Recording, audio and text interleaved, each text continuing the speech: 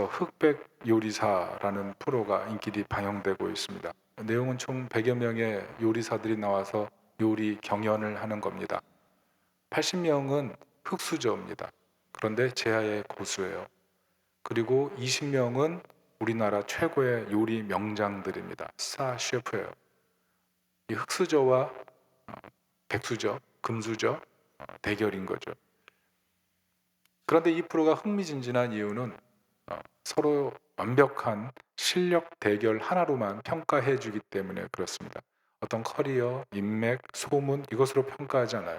그래서 품평하는 사람도 눈을 가리고 음식의 맛으로 평가해 줍니다. 매회 멸망전이 있는데요. 최근에는 아주 유명한 스타 셰프가 탈락했습니다. 흑수저한테 진 거죠. 이분이 얼마나 마음이 힘들었는지 돌아가신 어머니 사진을 빼내들고 한참을 보면서 마음을 다독였다고 합니다. 품평을 누가 하느냐? 우리나라 최고의 음, 음, 음식의 반열에 오른 분들입니다.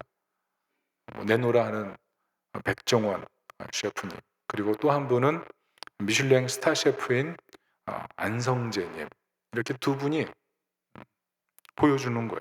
품평하는 겁니다. 그런데 제가 그 품평을 잠깐 보면서 느낀 것이 무엇이냐 하면, 우리 신앙도 이렇게 품평을 한다면 어떤 맛이 날까, 이런 생각을 했습니다. 여러분, 내 신앙이 하나님으로부터 품평된다면 지금 어떻게 하나님 평가하실까요? 오늘 바울과 에베소 장로들이 모여서 이게 감동적인 만남을 하고 헤어짐을 하는 이 장면은 성경에서 주는 가장 감동적인 장면 중 하나입니다. 구약에서는 요셉과 그 형제들이 만나서 감동적인 제의를 하는 장면이 있었다면, 신약에서는 이 장면이 가장 감동적인 장면이 아닌가 생각합니다. 그렇다면 왜 이렇게 감동적인 평가를 받는 것입니까? 그 이유는 세 가지라고 생각합니다. 첫째는 바울의 사명감 때문입니다. 아시다시피 사도 바울이 사도행전에서 어떻습니까? 여러 시험 참습니다. 간고를 많이 겪습니다. 목숨을 걸었습니다. 사역을 감당하는데 만만하진 한 사역지가 한 군데도 없었어요. 그리고 예루살렘에 들어가려고 하는데 이제 결박과 환란이 그를 기다리고 있습니다. 그런데 사도 바울이 오늘 하는 말이 무엇입니까? 그 24절이죠. 내가 달려갈 길과 주 예수께 받은 사명 곧 하나님의 은혜의 복음을 증거하는 일을 마치려 하면은 나의 생명조차 조금도 귀한 것으로 여기지 아니하노라. 목숨을 걸었다는 것 아니겠습니까? 그래서 감동이 있는 것입니다. 그래서 여러분, 힘든 일, 어려운 일, 배척받는 일 누가 합니까? 그런데 이 복음이 준 은혜가 크니까, 주님의 부르심이 크니까 여기에 모든 것을 걸려고 하는 마음, 그게 바울의 마음이었습니다. 더구나 바울이 뭘 알고 있습니까? 자기가 자신이 장차 순교할 것까지 다 알고 있기 때문에 에베소 장로들에게 다시는 내가 너희들을 볼 수 없다, 이 말을 하니까 에베소 장로들이 성령의 계시로 말미암은 사도 바울의 얘기를 듣고 마음이 안타까워서 울고 있는 장면, 그게 오늘 본문인 것입니다. 두 번째는 바울은 주는 것이 받는 것보다 복이 있다는 예수님 말씀대로 살았기 때문에 그렇습니다. 바울은 오늘 본문의 말씀처럼 자비량으로 사역을 했습니다. 스스로 충당하면서 선교 여행을 했고 동행이 쓰는 것을 다 벌어들였습니다. 범사의 본을 보여서 약한 사람을 돕고 모든 사람의 피에 대해서 내가 깨끗하다고 말할 만큼 세상 욕심을 다 버리고 헌신했던 사람입니다. 왜냐하면 예수님께서 그렇게 하셨기 때문에 그렇습니다. 오늘 35절 같이 한번 읽어보겠습니다. 시작. 범사에 여러분에게 모본을 보여준 것과 같이 수고하여 약한 사람을 돕고 또 주 예수께서 친히 말씀하신 바 주는 것이 받는 것보다 복이 있다 하심을 기억하여야 할지니라. 예수님 사역의 특징이 뭐예요? 주는 사역입니다. 주는 사역. 항상 섬기는 사역. 나중에는 십자가에서 자신의 몸을 다 찢고 피까지 흘려서 우리를 구원하시는 사건. 이게 복음이 아니겠습니까? 요한복음 4장 7절에 보면 예수님께서 사마리아 여인에게 이렇게 말씀하십니다. 내게 물을 좀 달라. 어떤 신학자는 이 내용을 이렇게 해석을 합니다. 주님께서 사마리아 여인에게 가장 접근하기 쉬운 방식으로 다가가셨다. 고대 근동에서는 성인 남자가 성인 여자에게 말을 거는 것은 격식에 맞지 않는 것입니다. 그러나 우물가에서 단둘이 있을 때 복음을 전하기 가장 쉬운 방식, 그것은 물을 좀 달라고 하는 것. 물을 좀 달라. 그게 예수님의 섬김의 방식이셨습니다. 예수님의 사역 전체를 보면 복음을 쉽게 가르치셨습니다. 어렵게 가르치지 않으셨어요. 쉬운 예화를 들고 알기 쉬운 모든 스토리를 통해서 사람들의 마음에 복음을 심어주셨습니다. 받는 자 입장에서 항상 예수님 말씀을 전하셨어요. 제가 이 말씀을 사실은 카톡에 올려놨는데, 제 프로필에 올려놨는데, 그 이유가 뭐냐면 예수님처럼 어떻게 하면 좀 더 쉽게 성도들에게 말씀을 전할까? 왜냐하면 이것이 주님의 마음이었기 때문에 그렇습니다. 사실 바울을 생각해 보십시오. 3차 선교 여행 다 마치고 이제 쉴만하지 않습니까? 그동안 얼마나 많이 고생했습니까? 그러면 조용히 은퇴해서 한 교회를 담당하면서 목회하고, 목회 하나도 힘드니까, 그렇지만 이전에 핍박과 환난 가운데 있는 것보다 훨씬 나은 상황이니까 아마 그렇게 사역하고 마무리하는 것이 더 나았을지도 모릅니다. 그런데 주신 은혜가 너무 크니까 자신의 삶 전체를 다 바쳐서 끝까지 마지막 남은 핏방울 하나, 땀방울 하나까지 다 드리고 싶은 거죠. 새들백 교회를 인도하는 리고렌 목사님이 그런 말씀했습니다. 정말 충성된 종의 특징은 은퇴가 없다. 직장 생활은 은퇴할 수 있지만 하나님을 섬기는 일에는 은퇴라는 것은 있을 수가 없다. 왜 그렇게 말합니까? 하나님을 섬기는 일 자체가 자신의 마음을 지키는 일이기 때문에 그래요. 하나님을 섬기는 마음이 강렬하면 강렬할수록 하나님을 향한 예배도 온전해질 가능성이 굉장히 많기 때문에 그렇습니다. 바울도 은퇴할 수 있었습니다. 그렇지만 은퇴하지 않는 이유는 자신의 마음 가운데 주신 은혜를 늘 기억하고 그 은혜가 자신의 마음을 예루살렘까지 가게 만들고 장차 하나님이 인도하시는 더 넓은 지경으로 순종하길 원하는 마음이 있기 때문에 그렇습니다. 그게 감동인 것입니다. 그리고 세 번째는 동역자들을 사랑하는 마음, 이게 바울의 마음이었습니다. 오늘 사도 바울이 뭐라 그럽니까? 에베소 장로들을 향해서 내가 3년 동안 밤낮 가리지 않고 쉬지 않고 눈물로 각 사람을 훈계하고 유익한 것은 공중에서나 집에서나 꺼리낌 없이 하나님 말씀을 증거했다고 말하지 않습니까? 저는 이 부분이 상당히 목회자인 저나 우리 교사 그리고 목자들에게 도전이 되는 말씀이라고 생각합니다. 여러분 정말 모든 사람의 피에 대해서 깨끗하다 이렇게 말할 수가 있습니까? 바울은 영혼을 향한 사랑이 정말 진심이었던 것 같아요. 한 영혼이라도 더 하나님께로 인도하려고 하는 그 진실 어린 마음, 그 마음이 우리 마음에 울림이 있는 겁니다. 오늘 그러니까 에베소 장로들이 그 사랑을 줬던 바울을 다시 만나지 못한다는 얘기를 듣고 고개를 어금맞기고 서로 펑펑 우는 장면, 그게 본문 아니겠습니까? 오늘 36절 38절을 보면 개역개정으로 보면 다 크게 울고 바울의 목을 안고 입을 맞추고 이렇게 나왔는데 오늘 세번역으로 보면 실컷 울었다 그러잖아요. 실컷. 이게 바로 그리스도 안에서 하나님이 묶어준 가족의 모습이고 초대교회의 모습이었다는 것입니다. 여러분 어떻습니까? 우리는 이런 사랑이 있나요? 이것이 바로 하나님께서 교회에게 원하시는 모습이고 우리 성도들에게 원하는 모습이라고 생각합니다. 생각해 보세요. 우리가 서로 사랑하고 서로 섬기고 사명을 서로 붙들고 나아간다면 얼마나 하나님이 기뻐하시겠습니까? 아마 세상에 있는 많은 사람들이 우리를 보면서 예수님 믿고 싶을 거예요. 저는 특별히 우리 교회가 이렇게 사명을 따라 섬기고 그리고 사랑해서 이 지역에 있는 많은 사람들이 교회를 오고 싶어하는 그런 교회가 될 수 있기를 예수님의 이름으로 축복합니다. 문제는 바울의 말처럼 초대교회를 흔드는 사나운 이리는 지금도 존재하기 때문에 그렇습니다. 여러분 사나운 이리가 뭡니까? 교회에 들어와서 교회를 좌지우지하는 그런 세력이에요. 사도 바울은 성령의 계시를 따라서 에베소 교회 앞으로 10년 후에 이런 사단의 사자가 들어올 것을 알고 있었습니다. 그래서 오늘 얘기해 주는 거예요. 그게 29절 30절인데요. 우리 다 같이 한번 읽어보겠습니다. 시작. 내가 떠난 뒤에 사나운 이리들이 여러분 가운데로 들어와서 양떼를 마구 헤아리라는 것을 나는 압니다. 바로 여러분 가운데서도 제자들을 이탈시켜서 자기를 따르게 하려고 어그러진 말을 하는 사람들이 나타날 것입니다. 문제가 무엇입니까? 사단의 사자가 우리가 알 만큼 무서운 존재로 짠하고 나타나지 않는다는 것입니다. 우리가 마음의 경계심을 강하게 가지고 우리가 예비할 수 있을 만큼 그런 존재로 다가오지 않아요. 아주 사소한 문제로 다가온다는 겁니다. 지난주 금요일 날 우리가 매주 금요일 기도회 하는데 금요 기도회를 인도하는데 보통 모니터가 켜 있고 그리고 의자도 준비되고 여러 가지가 잘 구비되어 있어야 됩니다. 근데 그날따라 잘 구비가 안 돼 있는 것입니다. 그러니까 제가 어떻게 하겠어요? 약간 당황이 됐죠. 그런데 이 당황이 되는 마음이 가라앉혀지고 온유해야 되는데 이상하게도 그날따라 계속 '왜 이렇지? 왜 이렇지?'라는 계속 그런 생각이 드니까 사람들의 허물이 보이기 시작하는 거예요, 허물이. 이 얘기를 들으면서 '아 우리 부교육자님들 오늘 혼나겠구나.' 이런 생각하실 수도 있겠지만 저는 그럴 생각은 없고요. 제가 이 얘기를 하는 이유는 그날 설교 주제가 뭐였냐면 분노였거든요.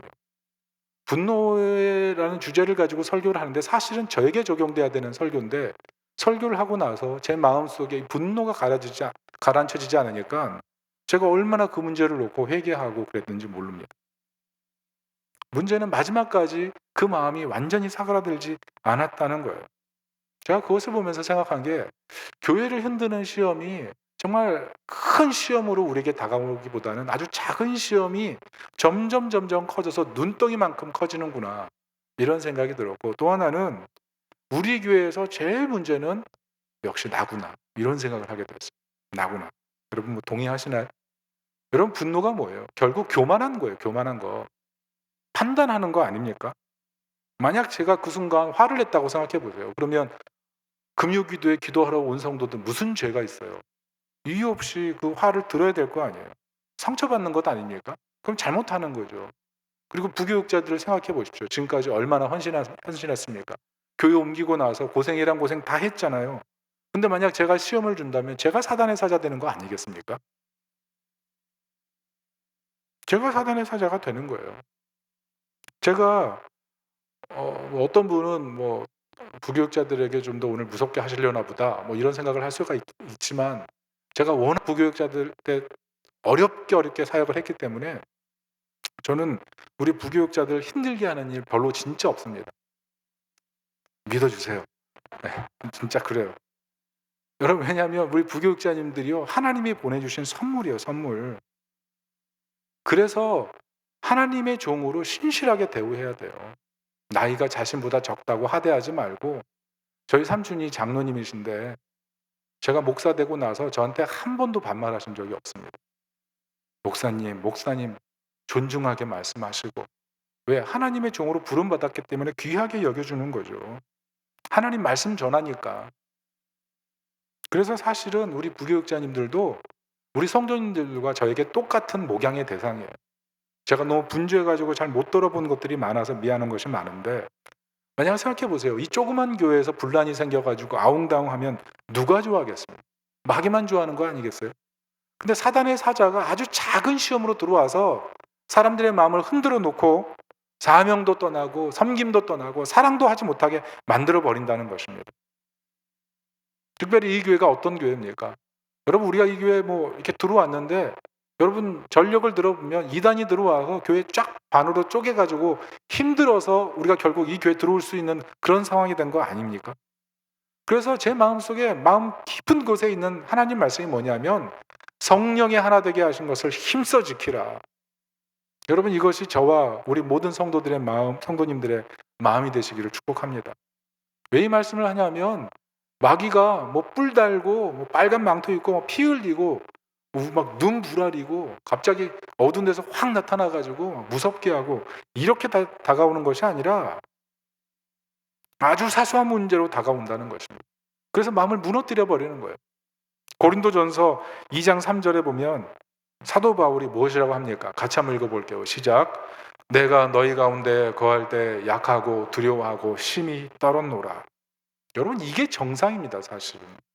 왜 나는 항상 약해서 시험당하고 넘어지고 눈물 짜고 있고 왜 나는 이 모양일까 이런 생각을 하는데 사실 그렇잖아요.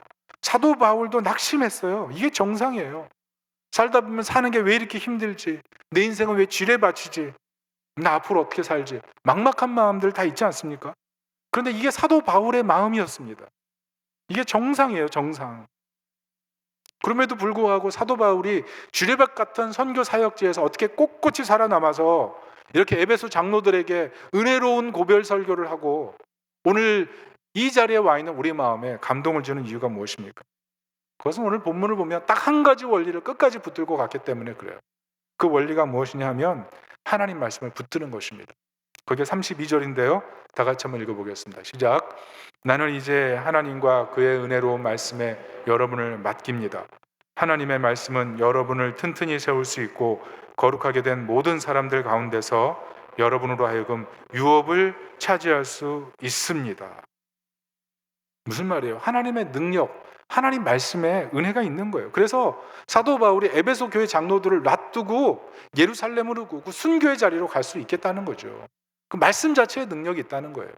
그래서 오늘 본문 20장 읽어보면 20절에 가르침을 받은 대로 난 꺼리지 않고 말씀을 전했습니다. 21절 예수님을 엄숙히 증언했습니다. 24절 생명을 걸고 말씀을 전했습니다. 31절 눈물로 가르쳤습니다. 말씀의 능력이 있기 때문에 그래요. 여러분 말씀의 능력을 믿으십니까? 말씀의 능력이 있어요. 말씀의 능력. 말씀을 읽다 보면 사람이 변해요. 성품도 바뀌고 그래서 표정도 바뀌고 걸음걸이도 바뀌고 비전이 달라지고 삶을 살아가는 자세가 달라지고 왜? 히브리서 4장 11절, 12절 말씀처럼 하나님 말씀이 살아있는 거예요. 활력이 있어서 좌우의 날서는 어떤 것보다 예리해서 혼과 영과 및 관절과 골수를 찔러 쪼개고 마음의 뜻과 생각을 바꿔버리는 것. 그게 하나님 말씀이에요. 특별히 사도 바울이 어떻게 고난 가운데서도 꿋꿋하게 이렇게 목숨을 걸고 이방 선교를 합니까? 예수님께서 말씀 주셨기 때문에 그래요. 사도행전 26장 15절부터 18절인데요. 제가 15절을 읽고 여러분 16절 교독하겠습니다. 내가 대답하되 주님 누구시니까? 주께서 이르시되 나는 내가 박해하는 예수라.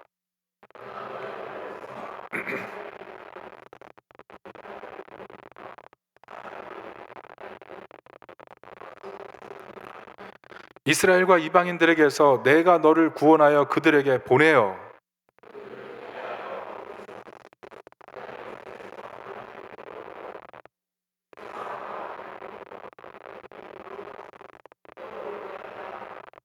무슨 말이에요?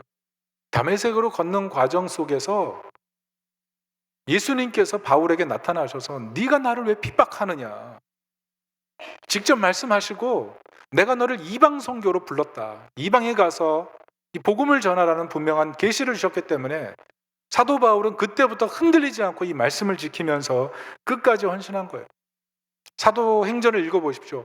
3번에 걸친 선교 여행 중에 돌에 맞고 채찍에 맞고 강의 위협, 강도 위협, 배고픔 얼마나 많은 위협을 당합니까?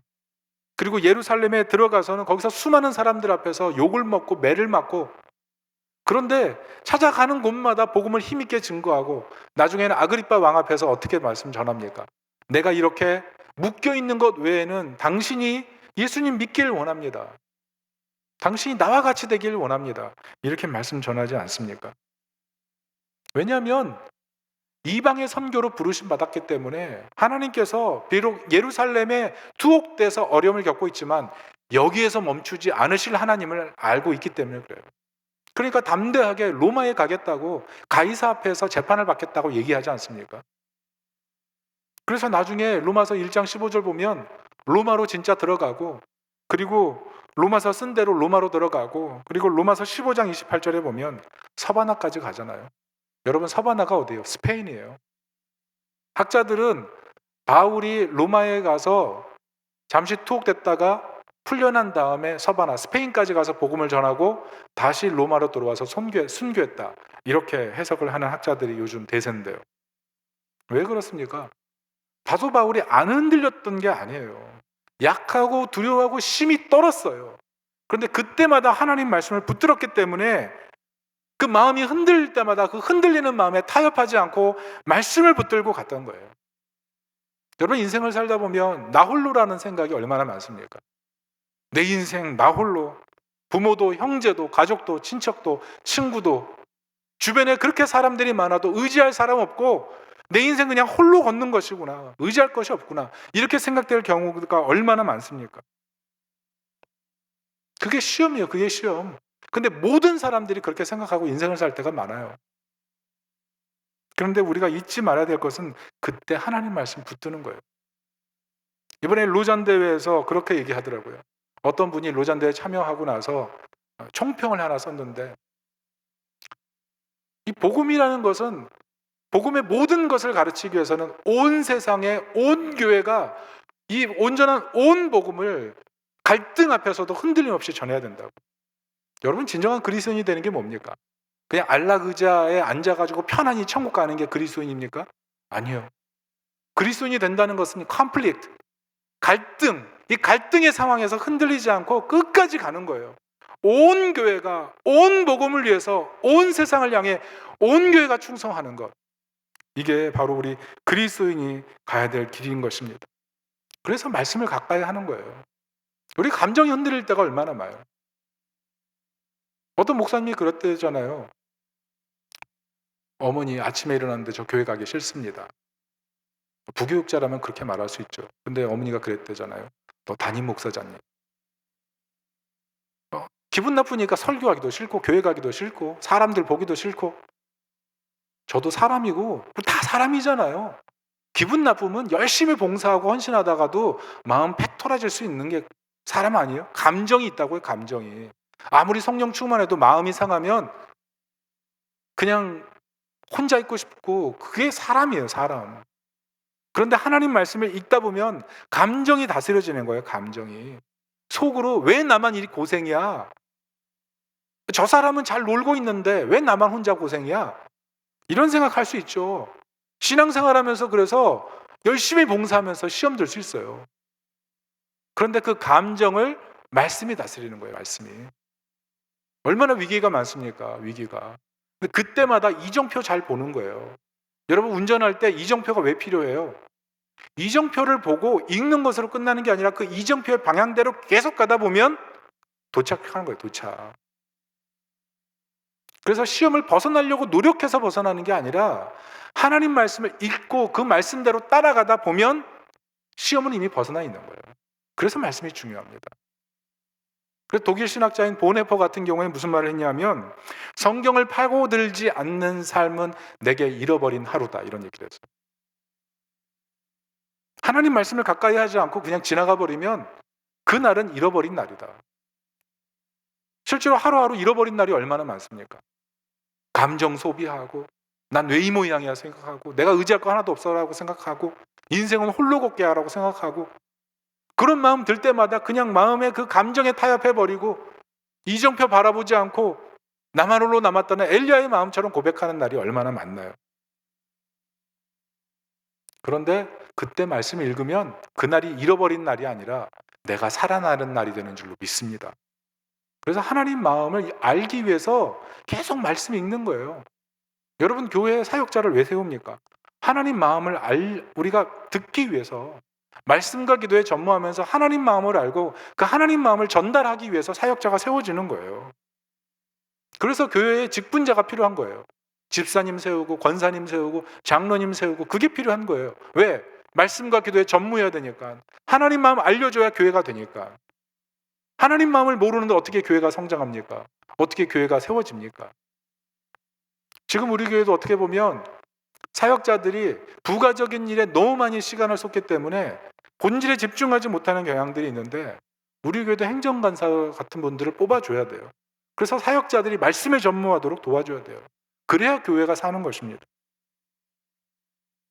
결국 사도 바울이 어려움 속에서도 끝까지 문제를 붙들고 문제에 빠져가지고 헤매는 것이 아니라 돌파할 수 있었던 힘은 말씀 아래에 있었기 때문에 그래요. 말씀 아래.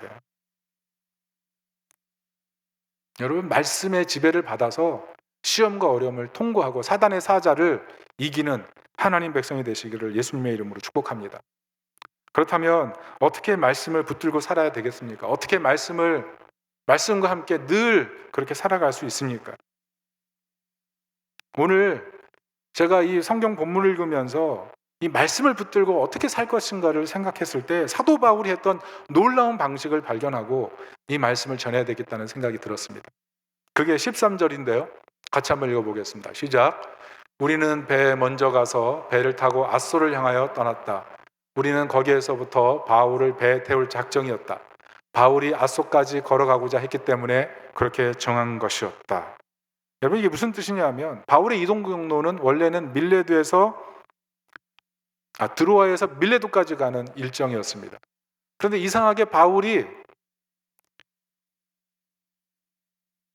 바울이 이 밀레도 이 드로아에서 동료들은 배를 타고 보내고 자신은 아소까지 걸어갔어요. 그러다가 거기서 합류해 가지고 나중에 밀레도 도착해서 에베소 장로들하고 마지막 작별 인사를 하는 겁니다. 그런데 이 바울이 이 드로아에서 아소까지 걸어가는 거리가 어떤 거리냐 하면, 호메로스가 쓴 일리아드에 보면 그런 얘기가 있습니다. 아소까지 가는 길은 걸어서 가는 것만 해도 사람 한 명을 죽이기에 충분한 길이었다. 험로라는 얘기죠. 걷다가 죽는 길, 그게 아소로 가는 길이었어요. 그러면 상당히 이상한 거예요.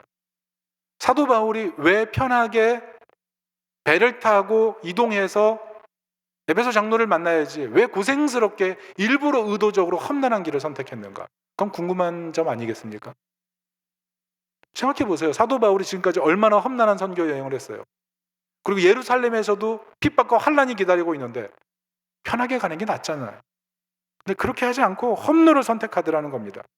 그래서 여러 주석을 뒤져봤더니 얘기해 주는 곳이 별로 없어요.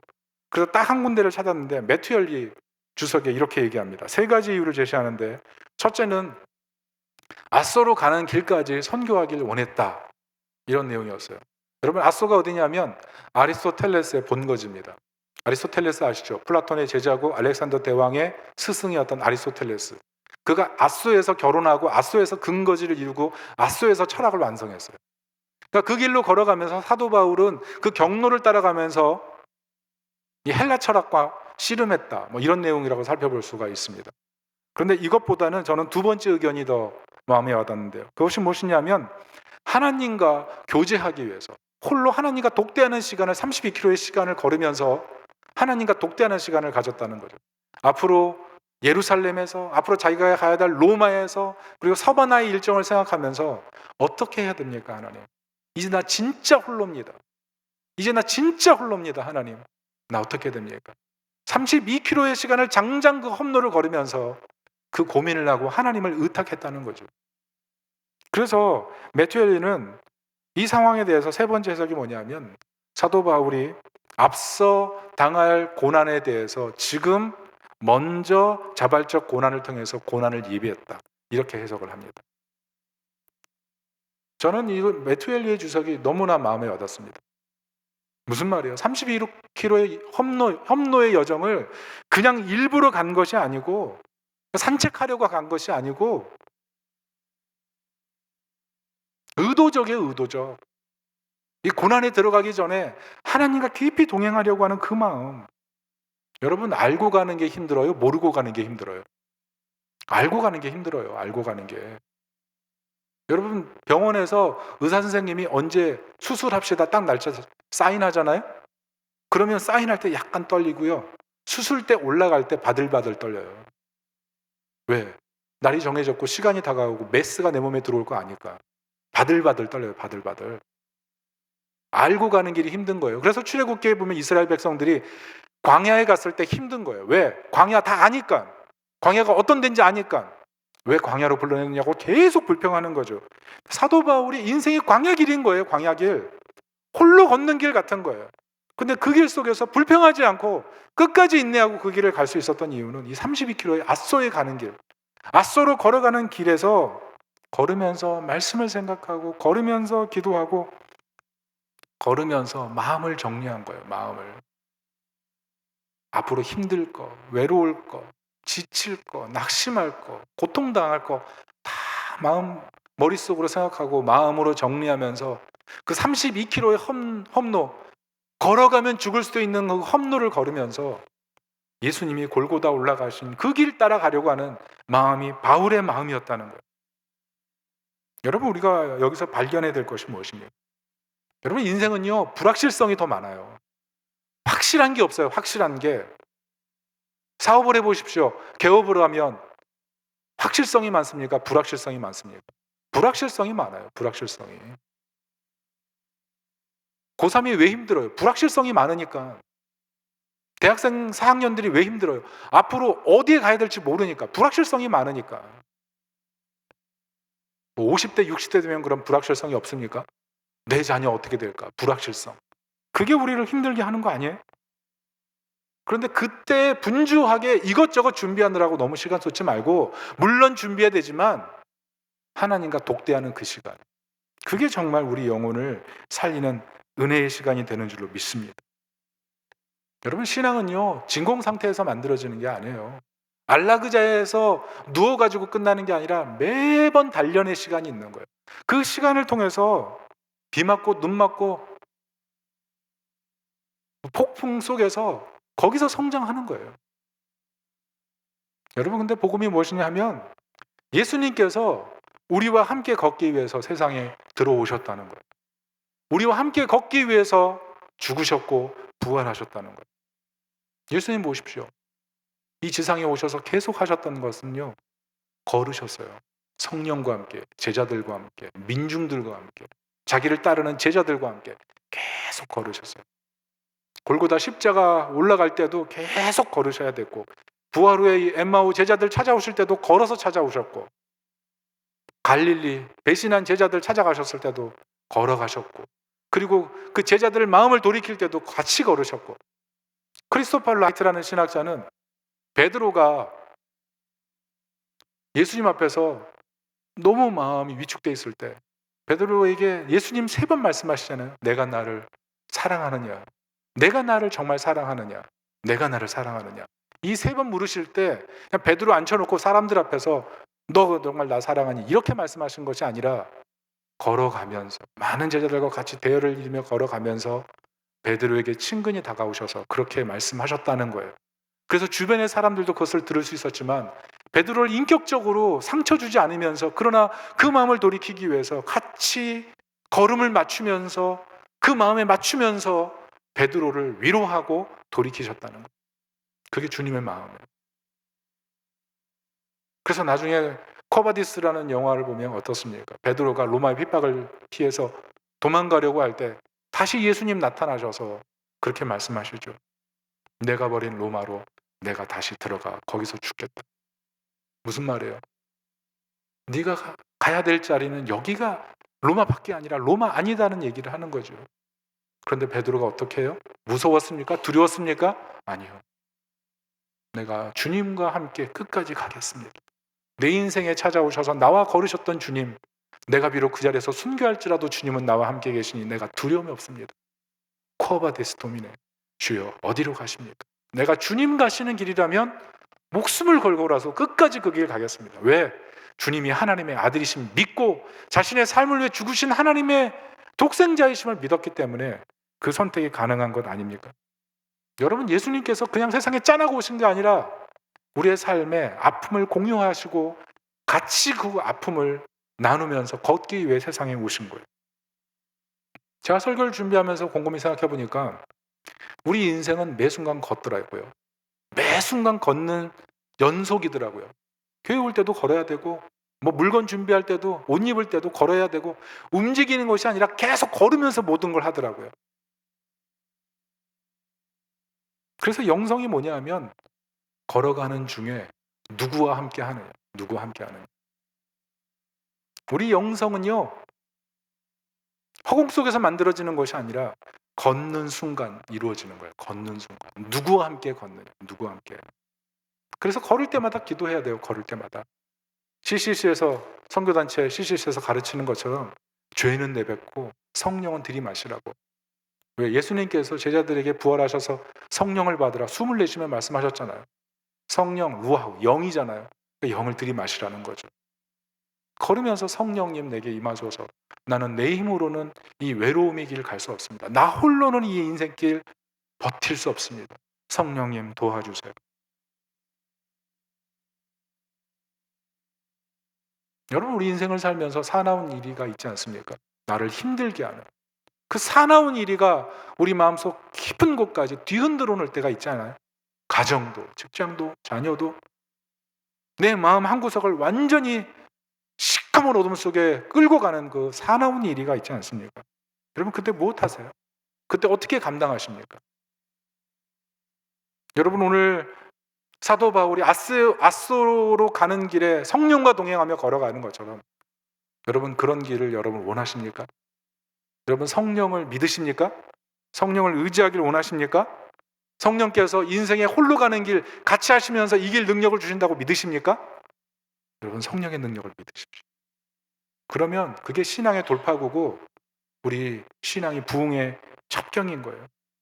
어떤 분은 이런 말 할 수 있어요. 목사님, 제가 얼마나 바쁜지 알아요? 너무 바빠서 성경책 글자 하나 읽기도 바쁩니다. 그런 생각 갖고 말할 수 있는 분이 있어요. 그런데 하나님께서 그런 생각하는 분을 향해서 우리 교회 유일한 부흥의 열쇠가 너다, 이렇게 보실 수도 있는 거예요. 믿으십니까? 하나님은요, 같이 함께 하기 위해서 세상에 오신 거예요. 함께 하시기 위해서 십자가에 죽기까지 하신 거예요. 왜 떠나십니까? 그러니까 우리 신앙생활 속에 너무 힘이 없는 이유는요, 신앙 따로 일상 따로기 때문에 그래요. 그러니까 일상 매일매일 해치우는 대로 살아가기 때문에 그래요. 너무 분리돼 있어요. 분리돼 있어. 주님과 함께 걷는 삶이 하나도 없어요. 무슨 일을 하면 그냥 나 혼자 걸어가 버려요. 주님 따라오든지 말든지.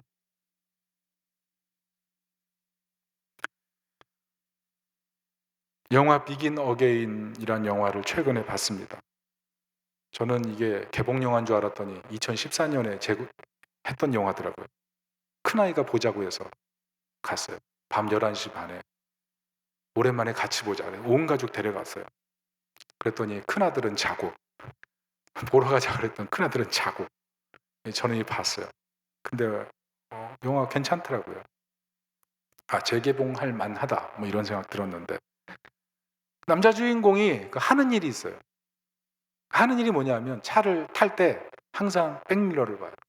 그 백밀러에 뭐가 걸려 있냐면 잭이 걸려 있거든요. 음악을 듣는 잭. 뭐 휴대폰 같은데 딱 꼽아서 음악 듣는 잭이 있어요. 근데 그 잭이 어떤 용도냐면 한 사람이 듣는 용도가 아니라 두 사람이 듣는 그런 음악 잭이에요. 그래서 휴대폰 하나에 두 사람이 자기 헤드셋을 가지고 딱 음악을 들을 수 있는 그런 음악 잭입니다. 그걸 걸어놓은 거예요. 왜 걸어놨냐고 물어보는 장면이 있어요. 그때 이렇게 대답해요. 내가 과거 내 사랑하는 연인과 사랑에 빠졌을 때 같이 밤을 새며 길을 걸으면서 음악을 같이 들었다. 그게 무슨 말이에요? 왜 걸어놓은 거예요? 다시 그 순간이 오기를 바라는 거죠. 그 순간이 오기를. 근데 저는 이 영화를 보면서 이게 바로 주님의 마음이 아닌가. 주님께서는 이 세상에 우리와 함께 걷기 위해서 오신 거잖아요. 그런데 우리는 항상 엉뚱한 것을 걸어놓고 있는 거예요. 엉뚱한 것을. 여러분, 마음속에 걸어놓은 게 뭡니까? 내가 항상 바라보는 게 뭡니까? 내가 항상 그리워하는 게 뭡니까? 오늘 시대 화두는 경제적 자유 아니에요? 어떻게 하든지 경제적인 자유를 이루면 그게 내 인생의 최고인 것처럼 생각되는 그런 시대를 사는데, 정말 주님이 함께 내게 찾아오셔서 걷기를 원하시는 그 마음에 내가 마음을 드릴 수 있습니까? 주인공이 음악을 들으면서 그런 얘기를 해요. 평범함이 어느 순간 진주처럼 아름다워지게 만드는 그 순간이 음악을 듣는 순간이야. 여러분, 근데 삶의 모든 순간이 어떻게 보면 평범한데 우리 삶이 특별하고 아름답게 바뀌는 그 순간은 성령과 함께 걷는 순간인 것을 믿으시기 바랍니다. 사람의 마음은요, 내가 비워서 채워지는 게 아니에요.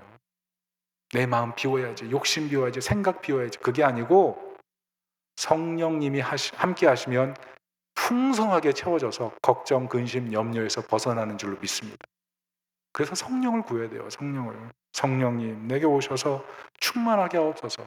그래야 사명도 뜨거워지고 섬김도 즐거워지고 사랑도 하게 되는 거예요. 여러분, 우리가 힘든 게 뭐예요? 사랑하고 싶은데 마음이 식었어요. 뜨겁게 섬기고 싶은데 내가 섬겨서 뭐하지? 이런 생각 들어요. 바울은 목숨을 걸고 복음을 전하는데 너무 내 목숨이 아까운 거죠. 그런데 성령님 하면 바뀌는 거예요. 벨스 하브너 목사님이란 분이 부흥이란 무엇인가 정의를 할 때 이런 얘기를 했어요. 예수님과 다시 사랑에 빠지는 것. 예수님과 함께 다시 손잡고 인생의 길을 걸어가는 것. 그게 부흥이라 그랬어요. 여러분, 성령을 모시면 달라집니다. 주님과 동행하면 인생이 달라져요. 근데 중요한 것은 이미 주님께서는 우리와 걷기로 결심하시고 세상에 오셨고 죽기까지 하셨고 이미 부활하셨어요. 중요한 것은 우리가 그 주님과 동행하는 것, 그것을 시작하면 돼요. 의도적으로, 의욕적으로, 간절하게 바라면서 걷기 시작하면 우리 가운데 주님의 은혜가 나타나서 어려운 사단의 사자, 어떤 사자가 다가와도 시험을 넉넉히 이기게 되는 줄로 믿습니다. 시편 121편 1절에 이렇게 말씀합니다. 우리 같이 한번 읽어보죠. 시작. 여호와를 경외하며 그의 길을 걷는 자마다 복이 있도다. 인생 홀로 걷기가 아니에요.